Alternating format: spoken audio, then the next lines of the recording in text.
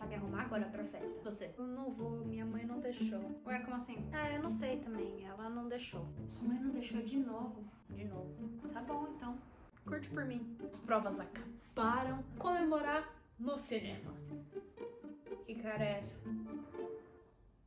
Minha mãe não deixou. Sua mãe não deixou de novo. O que você fez pra sua mãe não deixar você ir? Eu não fiz nada, cara. Eu moro bem nas provas. Você nunca sai com a gente. Eu sei, eu queria muito ir. Sextou, as aulas da faculdade acabaram. Nossa, assim, finalmente fui de férias.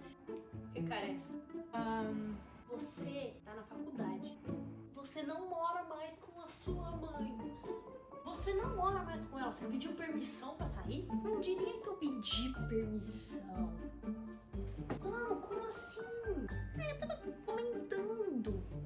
E aí eu comecei a falar, ela falou... Não.